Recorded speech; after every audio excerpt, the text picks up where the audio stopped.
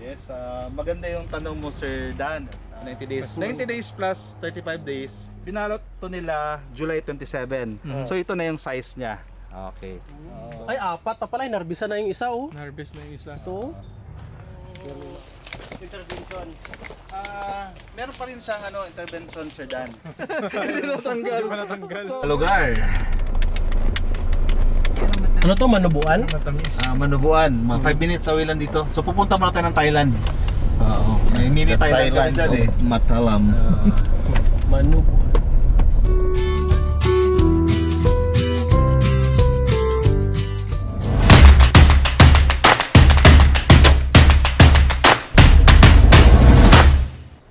Mapagpalang araw sa ating lahat mga totoong mga Hinday. Kaway-kaway! Yeah, partner!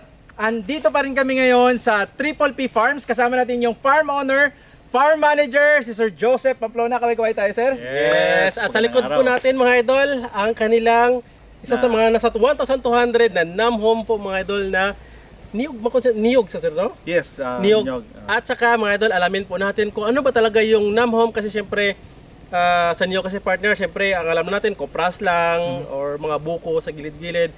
Dito po mga idol kakaiba dahil galing pa po ito sa ibang bansa na variety. So ipapakilala po sa atin ni Sir Joseph kung ano po talaga yung Nam-Home po variety na yung coconut. Yan. Yes, once again, magandang araw sa ating lahat. And nandito naman tayo sa farm, no? Kanina kwentuhan kami about sa jackfruit. Ngayon naman is about coconut. So Second farm. Yung coconut nandito sa ating likuran, ito yung tinatawag nila sa Thailand na Nam-Home coconuts. So, Nam-Home means sweet and aromatic. Ayun. Dalawa pala yun. It's a combination of sweet and aromatic. Kasi yung isang variety nila is Nam1, it's only sweet. Sweet. Okay. So itong Nam-Home na ito, matagal na rin dito sa amin sa collection na nadala rin ng boss namin, si Daddy, si Doc Pablito Pamplona. So ito isa sa mga produkto namin dito sa farm na pinopromote is yung coconut. No, kasi itong coconut na ito, napakarami niya ring advantages. So number one is dwarf variety itong coconut na ito. So ibig sabihin mabagal siyang tumaas at maiksi yung kanyang yung dahon niya, yung kanyang palwa. So you can plant mga 8.5 meters lang by 8.5 meters. So approximately makatanim ka ng mga 140 to 150 per hectare. So ang isang maganda rin nito, early maturing din siya. Nasa 20 months lang ito, namumulaklak na siya. So sa 20 months, namumulaklak na siya, early bearing siya. Then you count another mga more or less 8 months, so you will have your first harvest. Ayun. So yun ang maganda sa kanya. So early return itong klase na itong coconut na ito. And then ang maganda rin itong variety na ito is that marami siya mamunga. So namumunga na nga siya ng 20 months, may first harvest ka 28 months. So expectedly mga 36 to 48 months, 3 years to 4 years, nagsa-stabilize na yung kanyang optimum productivity, which is at least 200 nuts per tree per year. So yun yung kanyang mamaya makikita natin pagbababa tayo yung gaano kadami yung kanyang bunga, no? So itong variety rin na ito, isang strength nito is that for buko talaga, kasi kapag ininom mo ito, meron siyang matamis at may aroma ng pandan. Yun. Tikman po Then natin. nakatuwa din ito kasi sa ibang bansa, especially sa Thailand, ginagamit din ito for malakas din ito, Sir Ken, sa tuba. Ayun. So malakas din siya sa tuba, yun yung ginagawa nating cocoa sugar. Yan. Okay, so yun din siya. And surprisingly, not only siya sa buko, but also sa copra recovery, mataas din yung kanyang copra recovery. So yun yung kanyang mga strength, no? Then of course, yung lifespan niya is just like any coconut tree. Kapag maganda yung pag-alaga, it can last up to 50 or more years. Okay. And then ngayon kasi na-notice namin in our personal observation, yung Filipino consumers are beginning to be more conscious about their health. Kasi medyo marami ng sakit. So nag-shift yung ating demand sa natural juices. So dati mahilig tayo sa mga powdered juice, soft drinks. So ngayon, kung merong mga natural fruit juices just like coconut, so may demand na kasi sabi pa nga nila parang good for the kidney daw. But it's good for rehydration din, no? So hydration. So yun, kahit may tanim ka, few coconuts lang, ma-observe mo, di ba, kahit saan ka pupunta, sa cities, mayroong mga kinakarito na coconut, wherever you go, may demand talaga ng buko kasi yung Pinoy, they really love coconut din. Ayaw lang nila umakyat. Pero pag nandyan na yan, ready to buy, bibili yan sila. Tama. Okay, so ito ang maganda nito, especially pag served chilled, naku, napakasarap. Yan. Pag ininom mo siya, refreshing siya. Refreshing Yung talaga. Sweet and may parang aroma siya. Oh, so yun. And then very easy rin paalagaan. Parang normal lang siya na coconut, especially when you fertilize regularly, talagang ang dami niya mamunga. Ayun. Makita natin mamaya. So ito kahit may tanim ka lang isa, dalawa sa backyard mo, or commercially grown, meron talaga siyang market.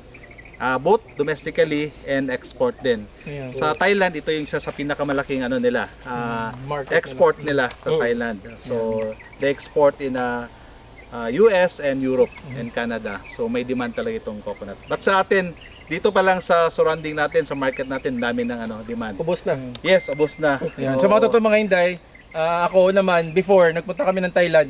Ito yung first time ko na pumunta ng Thailand, 2014. Nakatikim ako ng nyog. Nasabi ko, ba't nyog ba to? Parang kakaiba. So dito ko na ulit siya natikman sa Triple P Farms na authentic siya, partner. Aromatic Nam talaga home. siya. Nam home, partner. So, not your ordinary na coconut, no, na nyog, no. So kung gusto matikman ng ganitong klase, pwede kayo mag-visit dito sa kanila para may available naman usually sa inyong Yes, oo. Yun din ang display. kinaganda sa sa fruit store. Kasi all year round, January to December, meron talagang available na buko. Oo, yun. So you can enjoy yung natural juice ng buko all year round. So meron dito pabili namin sa store. Ayun. So sir, magkano mga ganito, sir? Isang ganito. This one chilled is 50 pesos. Ayun, napakamura. Pwede nyo tikman. Kaysa yung iba kasi medyo puro sila sa soft drinks. Ngayon, medyo mag-health Yes. conscious na tayo. Dito tayo kasi maraming benefits nito, partner eh. Yes. At saka kung malayo po kayo, sir, halimbawa, somewhere sila outside ng dito, malayo dito sa inyong lugar, hindi sila makakabili ng fresh. Paano nila kayo makontak kung bibili sila ng planting materials? Yes, planting materials is available from our base sa Mindanao. We can deliver nationwide and meron kaming satellite nursery in Malvar, Batangas. So you can just message us sa aming Facebook page and we can guarantee you yung authenticity ng itong variety na ito. Kasi alam niyo Sir Ken and Sir Dan, matagal na rin ito sa Philippines but ang problem kasi ito is nagko-cross-pollinate. So once it's contaminated with other varieties, yung bunga niya and when you plant that, hindi na siya talaga F1. Yung sweetness and aroma niya is altered na. Dito kasi in-isolate namin yung coconut namin and we properly select yung aming mother trees. So yung consistency ng kanyang characteristic is really there. Ayun. So kasi yung distinct sa kanya Sir Dan, Sir Kin is yung talaga sweetness and aroma. You know what? Parang yung ibang consumers dito na hindi pa nakatikim nito, they were thinking na may something in-inject Sir Dan. Pero it's just natural. Natural pala. Sir Joseph, tanong ko lang kung may right location ba, right na soil ba ang pwedeng taniman nila ito? Sa mga gusto magtanim, ano ba ang kailangan nilang i-prepare o consider? Oo. Para general lang siguro, observation lang, if any coconut tree na okay naman sa location lang, okay din yon. But for elevation up to 600 meters above sea level with good sunshine, okay pa rin siya. Okay. Sa type of soil naman, of course, porous yung soil, hindi acidic yung soil, but I think generally coconut will grow all over the country. Kasi we are a coconut producing country naman So okay yung growth ng ating Nam Home. Ayun. So pero Sir Joseph, nung last na pumunta ako dun sa Thailand ulit, may mga design. Kailangan ba ng katulad sa inyo, Sir? Katulad po sa Thailand yung design nila, Sir Joseph. Yes. Ganyan, no? Mayroong canal system. Mamaya, bababa tayo para makita nyo na we also, one of our trust talaga in Triple P Farms, we would like to bring the technology in the Philippine soil. Para at least yung ating mga Filipino farmers, Sir Kin, madali na lang nilang makita at madali nilang maintindihan. Nagkataon lang kasi na itong area na ito this is floodplain So pag tag-ulan talagang dito bumubuhos yung tubig. So nagpa-flash flood dito. And then so kahit anong tanim namin dito talagang natutumba dahil sa so inisip ko why not gayahin natin yung sa Thailand.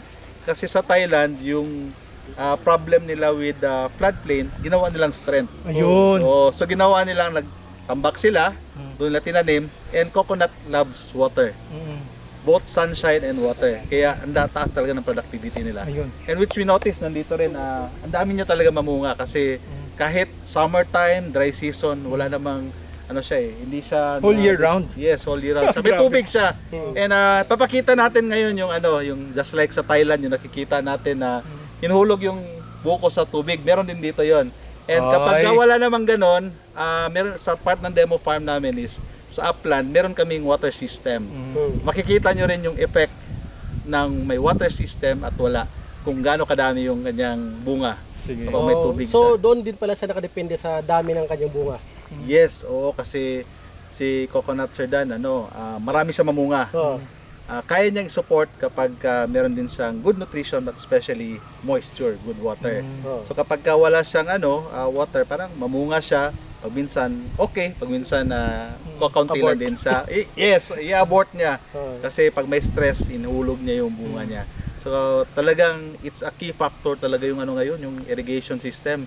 Not only sa coconut but sa commercial fruit production. Dapat talaga it's a standard operating procedure, SOP, na talagang may patubig talaga tayo, especially ngayon na erratic yung ating panahon. Ayun. Ayun, so marami po tayo natutunan mga idol. Kung gusto niyo po makatikim nito mga idol, at saka malayo po kayo, mas better na bibili sila ng seedling material or Yes, yung planting planting material para right after pag gusto nila, pag may bunga na, isang pitasan nila, 28 abot kamay months, na lang sa partner. backyard nila. 28 months, pwede na silang mag first harvest. Oh, hindi pa nag 3 Pati years. yung first harvest circuit, sumasayad sa lupa. Ay, oo, tama. Oo, mababa siya. Oo. So even up to 4 years, nandito pa yung bunga niya. Oh, nice. Oo, yan, So hindi mo na kailangan mag-akyat-akyat. Kung mga tamad ka mag-akyat, ito na yung kailangan mo na nyog. Maliit siya, para dwarf talaga siya, ano? Opo, dwarf siya, dwarf. Oo. Maaga siya namumunga, kaya yung first fruits niya nandun sa puno. Kaya kahit yung mga bata, sir Ken, may enjoy nila. Oo. Yung pag-harvest ng nyog, coconut. Oo. Sir Joseph, tanong ko lang Sir Joseph, sa marketing naman, sa business, agribusiness na ganito, gaano kaganda yung market natin pag meron mag-start sila lang planting ng ganito ka, Nam-home na coconut? Sige, pag-isipan ko paano sasagutin siguro ganito, kahit saan po kayo pupunta, may nagbebenta ng buko. Ayun, tama May no? nagbebenta ng buko. And yung buko na yon is any variety. Yes. Anong lasa nung any variety? Sir Dan, ano bang? Regular lang din po Bland- siya, na bland. niyog lang din Yes, talaga. bland siya, parang walang lasa. But we still drink dahil coconut juice siya. Yes, yes. So we perceive na healthy siya. Just like what I've said, yung Pinoy ngayon is nagsiship talaga sa more safe and healthier Elevate. food and drink. So kahit saan kayo pupunta sa Pilipinas, even yung mga biker circuit, after na mag-bike, mag-rehydrate sila, nagbibili sila ng buko. So with that illustration pa lang, yung native pa lang yun, how much more if we can elevate, we can offer something sweet and aromatic. And alam ko marami sa ating mga viewers and yung mga viewers na nakapunta na ng Malaysia and Thailand. Kapag nandoon ka, hindi mabentang soft drinks. Yes. Ang mabenta doon is fruit juices, but especially Totoo. yung Sobrang buko. mura. O kahit saan, mura-mura. So Mura. pag inom mo doon, yung mga tourist talagang refreshing siya. Refreshing talaga. So yun din yung gusto nating gawin dito sa Pilipinas. We can offer something na masarap. They can, our consumers Affordable. can, affordable, ma-enjoy natin. So yung tanong niyo po, may market talaga. Yan, Oo. ano to mga Inday? Yes, so malaki yung potential ng buko na ito. Yan. So sa isang hektarya lang, 140. Oh yes, more or less 140. Just to give you an idea, medyo mathematics muna tayo ngayon. Sige. If you have 140 trees and it can bear 200 nuts per tree per year, that's more or less 28,000 nuts. Nuts. Oh. Sabihin na lang natin kalahati nun, hindi totoo. Oo. So ilan lang yung kalahati na tira? 14,000. 14,000. So ayaw man natin magbenta ng retail, gusto lang natin ng wholesale. Magkano lang kayo ibenta natin na wholesale? 30. 30. Okay, 20 na lang. Oh. So 20 times 14,000. Magkano yan? That's 280,000. Oh. So siguro among other agricultural crops, mataas na rin siya, di ba? Per year. Per year, Oh. in 1 hectare. Kaya nga natutuwa kami nito, kahit sa small holders natin, small farmers, may tanim lang siya na 30, 50, harvest siya, ibibenta niya sa roadside, meron na siyang income for the family. Sa commercial scale din, malaki din yung potential niya kasi talaga, just like what I've said, maraming buko na binibenta, pero pag maka-offer ka ng something sweet, aromatic, mas masarap. Even yung meat pala nito, Sir Dan, mas tender siya. Malambot. Kahit medyo matanda na siya. Yes, mas malambot siya at masarap siyang kainin. Oh. So yun yung pwede siyang maging pang refreshment at pang snack din. So Pwede yun siya sa mga diabetes, sir, kasi matamis siya. Okay, diabetes. Sa tingin ko, Sir Dan, anything naman in excess talagang hindi maganda sa ating. Matamis po kasi siya, mga idol. Sa mga diabetic person, pwede din siguro, no? In moderation. Ah. In moderation. Kaysa sa mag-soft drinks ulit sila. Yes, or energy creamy. drink or Oh. mga yung powdered juices. I think mas to kasi it's organic. It's better. Natural. It's in natural. Oh. Yes. It's Cleansing. it's nature's gift to us. Tama. So yung mga totoo mga Inday, simple lang naman, no?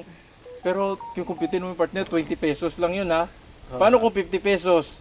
Huwag mo lang computein. Huwag natin kumpitin Yes, na yun. correct.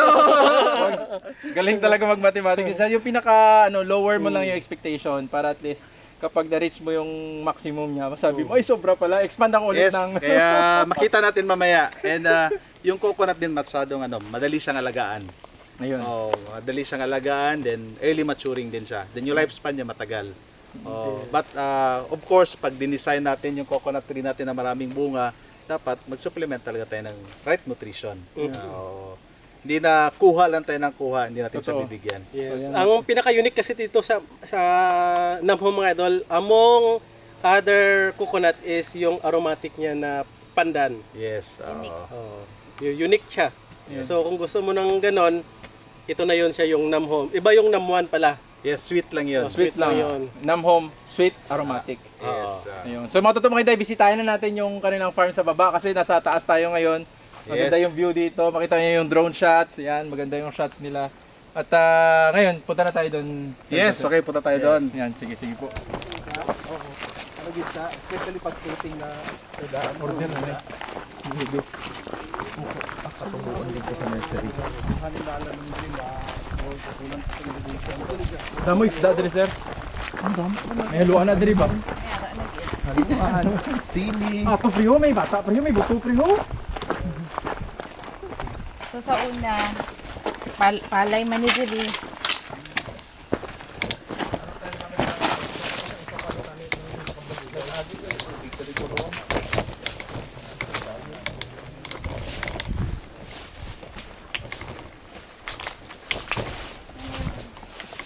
Kaka-harvest lang pala nila pre. So yung mga totoong mga Inday, andito na tayo ngayon sa kanilang plantation ng Namhom tree. At dito po na area sa kanilang second na farm, meron silang 1,200 na Namhom fruit trees. Yes, at saka ito yung sinasabi ba? Tama ba, sir, na ito yung Thailand-inspired technology? Yeah. Tama ba, sir? Yes, oo, nandito tayo ngayon sa coconut. Kami rin na-inspire din kami sa technology ng Thailand So sabi ko nga ito na area kasi parating binabaha. So sabi ko bakit kaya hindi natin gawin katulad sa Thailand. So yun ginawa rin namin although it's not perfect pero natutuwa kami dahil ang ganda talaga ng effect nito sa coconut trees. Number one, nagagamit pa rin namin yung lupa kahit binabaha kasi okay lang naman malaki ng coconut. Pangalawa, yung coconut trees, gustong-gusto nila may tubig. Dito. They love water at the same time yung sunshine. Kaya marami sila mamunga. So just imagine yung any fruit tree na parating may tubig, hindi naman yung nasubmerge sa tubig. So talagang hindi siya magkakaroon ng stress. Pag may bunga siya, talagang masupport niya. But especially kay coconut kasi, every time lalabas yung kanyang dahon or palwa, meron talaga siyang spate o yung bulaklak, yung bunga. So every if I'm not mistaken, ang interval niya 30 to 45 days may lalabas talaga. So may bunga talaga siya. So kapag may enough water siya, masusupport niya talaga yung kanyang mga bunga. Hindi ma-abort. Yes, hindi ma-abort. So yun kasi yung nature ng palm So parati siyang may bulaklak. So may bunga na siya, but sa system niya, sa gitna niya, meron na siya yung yung bulaklak niya nasa loob pa. So kailangan niya ma-support talaga ng moisture ng tubig. At the same time yung nutrition. So dito, medyo closer yung planting namin dito. 8 meters by 8 meters. So, kung makita nyo, just enough lang mag-touch lang yung yung mga leaves sa leaves ng kabila. So yung sunlight penetration is talagang nabibilad pa rin sa araw yung ating mga dahon. So yun yung kailangan ng tree para i-process yung food niya and makapag-produce din ng maraming bunga. And then we are very happy na ganito yung result niya. Kaya yung sinasabi ko kanina, Sir Kin, na 200 nuts per tree per year. Kayang-kaya yun actually more than pa. So kung pag titignan natin to, pag bilangin natin yung fruits niya, it's more than 200. Well, in fact, kasi sa amin sa market, gusto namin may uniformity ng size. Kapag mag more than 15 nuts per bunch siya, plano namin bawasan na yung dulo. I-abort na lang namin manually para meron talagang uniformity of size. Kasi yung maliliit, matatapon lang din yun sa reject. So, yun, kayang-kaya niyo yung 200 nuts per tree per year. So, Sobra pa. yes, sobra pa. Kaya nga yung sabi ko kanina, yung computation natin, kahit kalahati na lang totoo nun, farmers can still earn a good income. So, yun lang, kahit kaunti lang tanim mo, may 30 ka, mabenta mo sa harapan ng bahay mo. At the end of the day, meron kang mapapakain sa iyong pamilya. Ayun. Ayun. Pwede din mo konsumo. Ayun, Pag sa akin yun, ubos yun. Hindi mo kaya yun, dami yun. 30? 30 per month, one coconut per day. Ay, ubos pala. Kulang pala. So, kung 30 lang. Pero Sir Joseph, balik tayo dito. Gaano kalalim yung yung canal system at saka yung distance niya sa gitna? Yeah, so yung distance nitong planting point is 8 by 8 meters, naka-triangle ito. Triangular, Just like oil palm, naka-kwingkang siya. Dyan. Okay, and then yung canal nito is something like 1.4 meters. So from here naman, this is mga around 1.5 meters naman.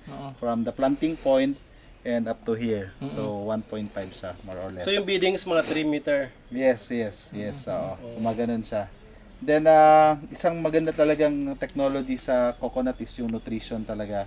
Katulad yung ginagawa natin sa ibang fruit trees, regular yung pagbibigay natin ng both organic and inorganic. Kaya nung may bago kaming protocol in-implement, na-observe namin very responsive si coconut, kaya dito makita mo talagang lumaki na siya. Malaki na Oo. Ang age pala nito is turning 5 years old pa lang ito siya. 5 years old. Pero dito pa lang, di ba nagbunga na siya, sir? Yes, yung first niya na bunga, literal talaga nakatayo dito sa sa lupa. Ganun siya. So, ito yung advantage ng dwarf na variety.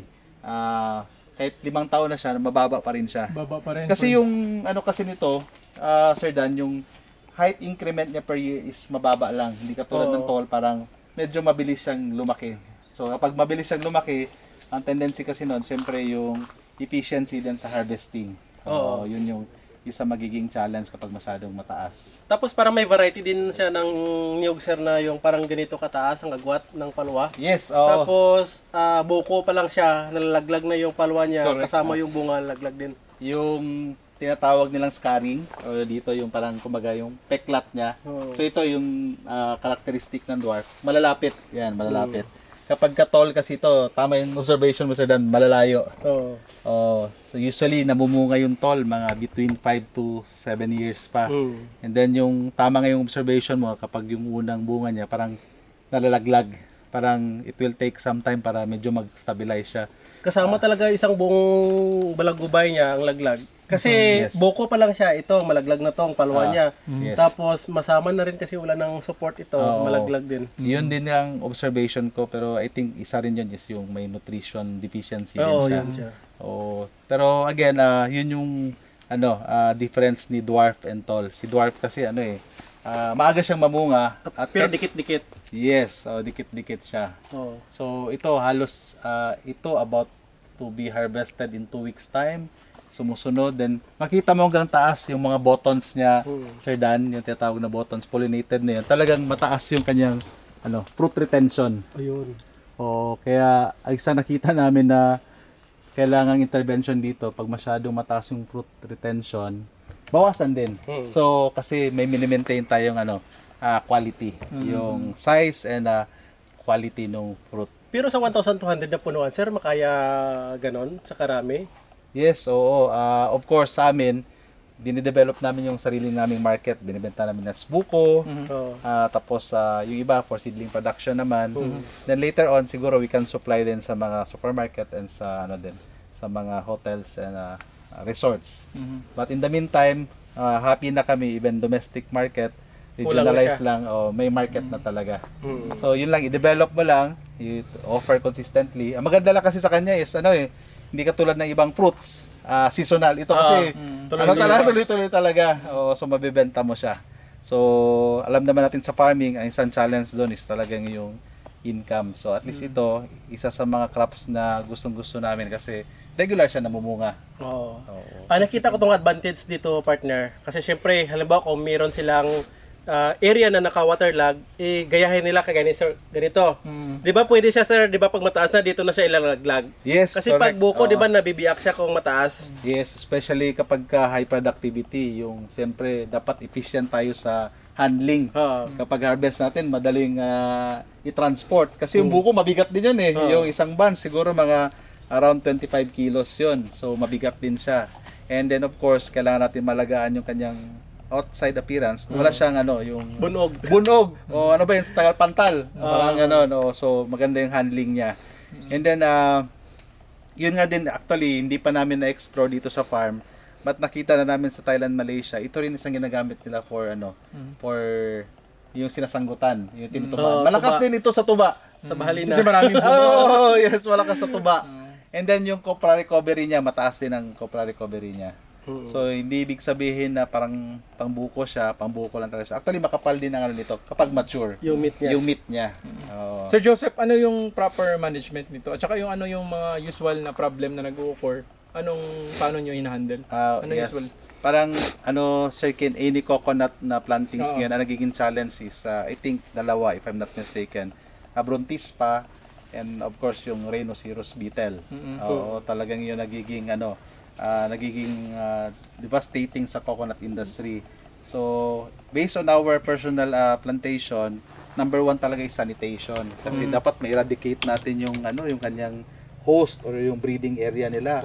Especially yung rhinoceros, kapag may mga old na coconut trunks, doon sila namumugad. Yung mga sawdust doon. So, dapat ma-identify natin yun, ma-eradicate para maputol yung kanilang cycle of breeding. Okay. That's one. Then pangalawa, good thing lang, meron nang available dito sa Mindanao, yung pheromone trap na Rhinoceros beetle.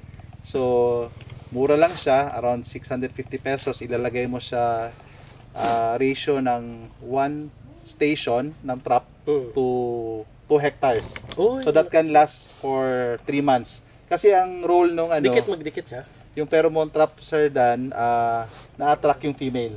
So akala niya may male doon, especially pag gabi. So may smell or aroma siya na-attract yung female. So pagpunta niya doon, nahulog siya, hindi na siya makakaalis. So ibig sabihin, pag mahulog, ma-capture natin yung female, mapuputol natin yung kanilang breeding cycle. So yun yung isang maganda. For Brontista pa naman, sa observation ko, pronounced din siya kapag maliliit pa. Yung dahon, pag open niya, parang medyo may sugat-sugat na siya, parang nalalaya na siya. So, ang isang pinaka-effective pa rin na is talaga insecticide spray. Kahit once every 15 days lang, for the first 1 year lang, kasi na-notice namin, mas pronounced yung Brontista kapag kabata pa yung tree. So Pero kung far, ando na siya, sir, anong remedy? talaga siya, i-cut din talaga yung parang breeding cycle niya. So, dapat early detection talaga. So, pag ikot mo sa 100 trees mo or kung ilan yung tanim mo, pag may nakita ka, dapat may intervention na. Para hindi na siya dadami. Pag dadami siya, very, yung devastating yung kanyang, damage. So, magbaba yung growth rate niya, worse is mamamatay pa. So yun yung I think yung challenge din sa any coconut plantings ngayon. Yan. So mas early as ma-prevent ninyo na wag nang pumunta, so yun ang gawin ninyo. Yes, so yun pa rin. Pero rare lang naman siya in hundreds, I think mga 2, 3, less than pa. Actually, extreme. May mga areas na kahit walang intervention, okay lang. Merong areas na talagang severe. May isa. Kasi probably yung locality na yun, yung place na yun, medyo severe na yung surroundings niya ba. Marami ng host. Pero sa amin na experience, may mga areas na kahit wala kang intervention, walang spray anything, coconut trees will still grow.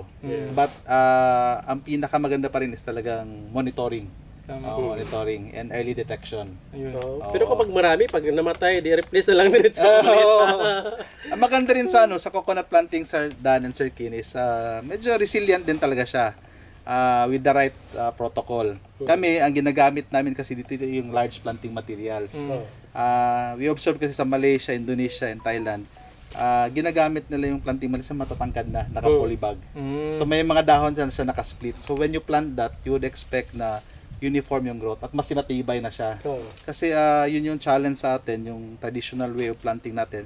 Yung whole nut, may germination na siya na ganito, tiyatanim natin. Mm. When we plant that on the field, medyo mataas yung yung risk.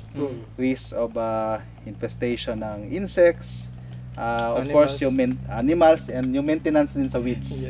Hindi katulad yung medyo may certain height na siya, mas matibay na siya sa sa araw, mas matibay na siya sa mga pests and insects. Kasi kapag large planting materials yung ginagamit mo, uniform yung growth. Mm. Oo, kasi 'di ba, as I've said, parang same lang yung resources yung management natin, yung pagpunta natin.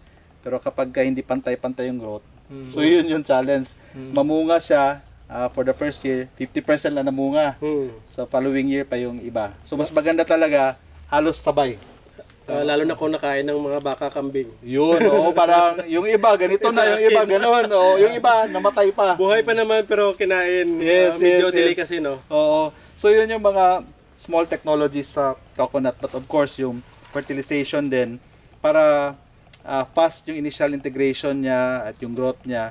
Yung first year mas maganda yung time mo, Sir Dan, na binitsin yung abono. Bitsin-bitsin. Basta pa konti-konti but regular. Maganda yung yung fertilization.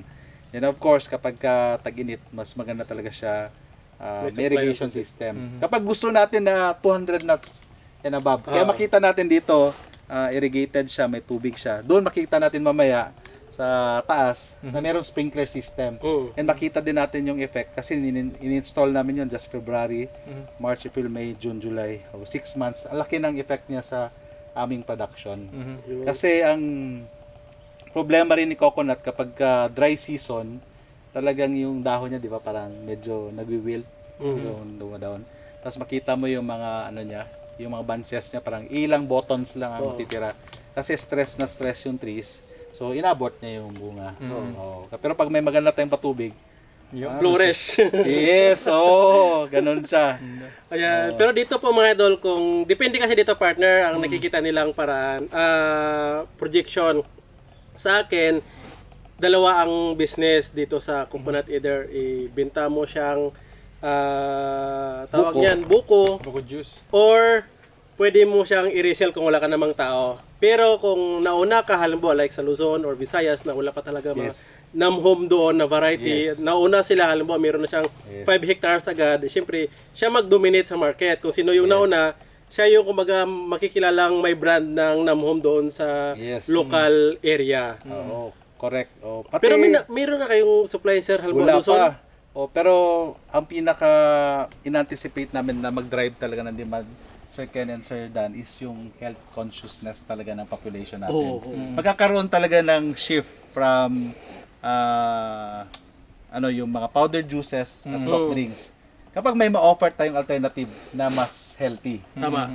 So nagtanim na tayo ng buko, matutulungan pa natin yung ating mga mamamayang Pilipino na maging healthy. Tama? Lalo yung mga matatanda na, no? Sila pa Yes. naman yung mga health conscious na Yes, pag may... yes. Hindi kasi, usually ang tao kasi pag walang naramdaman, hindi pa nila ma-realize yung health nila. Pero kung mayroon nang naramdaman, doon na mag-healthy lifestyle, doon na yung Yes, mga ganito, yung mga papasok yung mga buko. Pero mas maganda kung as early, ito na yung kumbaga mapakilala sa community na yung buko pala is maganda po sa health natin. At least hindi lang sa business, kasama na yung community ang mag-benefits na rin sa maibigay niyang health. Especially yung Sir Ken and Sir Dan, yung sa young population natin sa mga kids. Kasi malalo sa edad natin, we are enjoying buko. During weekends, yung mga kids ngayon parang hindi nila na-enjoy yung buko eh. Kasi of course yung access, one is matangkad yung coconut, risky pero if you can offer something sa market na very accessible, talagang I think papatok talaga yon. So at least matrain din yung young population na to consume healthy na and organic Produce. fruit. Yes. Kasi yung iba hindi naman wala namang capacity magtanim or walang Yes. area. O di bibili na lang sila para makatikim. Yes, nakakatuwa nga Sir Dan kasi may mga customers din kami na sa subdivision sila sa Luzon, bumibili ng isa o dalawa. So nagte-text din sa amin, nakakatuwa na kahit sa front yard, backyard lang nila, may isa silang robust na coconut, maraming bunga. So na-enjoy nila. Oh, Hindi pa sila mahirapan magwalis every morning. Ay, oh, yes. Kasi unlike sa iba nga kahoy lang, di ba? Araw-araw ka magwawalis. Yes. Ito, minsan ka lang magwawalis, tapos may shading ka pa. Yes, oh. May prutas ka pa, buko ka pa. Parating available. Oo. Ayun, mga totoong mga Inday. So sigurado marami kayong natutunan sa mga knowledge and mga techniques na sinashare sa amin ni Sir Joseph. Kami mismo din na pwede pala pwede ka maghabol kasi sa area ng Mindanao, konti pa lang ang nagpa-plant ng ganitong coconut na Namhome. Yes. Tsaka ang market, konting-konti pa lang. Kung makikita nyo, sabi nga ni Sir Joseph kanina, nagiinom ba kayo ng buko juice? Oo. Yes. Oh, pag tiningnan mo, may regular na buko juice. Pero paano na lang kung elevate mo katulad nito Namhome, di ba? Oh, yes. Sweet tapos aromatic. Aromatic, yes. Oo, so tapos ang ang level ng quality na mapoproduce at saka ma-resell ninyo, ganun kaganda, yung parang sa Thailand talaga. Oh, kung hindi man gano'n na large scale, kahit personal consumption na lang. Yun. Yun sa bahay na lang, no? Yes, yes. So, yan, mga May totoong enjoy mga na. May enjoy na. So yan mga totoong mga Inday. So maraming salamat sa inyo. Maraming salamat kay Sir Joseph. Pupunta pa tayo sa pangatlong farm Mosang nila. King! Sa Durian naman tayo after Yes, this. At yes. diyan kasama namin si Ma'am Grisel, si Sir Yan. Yes, kamay-kamay! Yan, so sigurado po marami kayong natutunan. Please don't forget to subscribe ang channel po namin, Pinoy Palaboy. Click the notification bell para updated kayo sa mga bagong tips and techniques sa pagpa-farm. At sigurado yan, sa susunod, kayo din na farm ang feature namin kagaya nila Sir Joseph. Yes, so naikot na po namin mga idol ang buong Pilipinas. Yan sa pag-feature, iba't ibang mga farmer, iba't ibang diskarte. Ngayon po, dito po tayo sa Triple P Farms. Kasama si Sir Joseph at kakaiba naman po dahil Namhome naman po mga idol. Rare lang po namin na feature po ito, ang niyog na Namhome kung saan sweet and aromatic. Kung gusto niyo pong maka-avail, please contact ang Triple P Farms. I-follow na rin po sila sa kanilang Facebook page para sa mga kaalaman. Meron din po silang mga Mosang King at saka Mosang Queen, J33. G33 at Iba't saka ibang iba't klase. ibang meron yung isa yung pangmalakasan na durian. Blackthorn po mga idol. Lahat po ng mga rare fruits available po sa kanila mga idol at saka meron din po sila sa Luzon sa Malvar, Batangas. Ayun. So maraming salamat. Happy farming! Kaway-kaway mga totoong mga Inday! Kita-kita sa susunod na video. Yung fruits na Mosang King dahil rare pa talaga ito sa Pilipinas mga idol. At Hinog sa puno. So talagang nahulog siya naturally. So yun. Uy, grabe kaganda oy. Ang ganda Parang ng kulay. yellow orange. Ayan. Yan. Uy.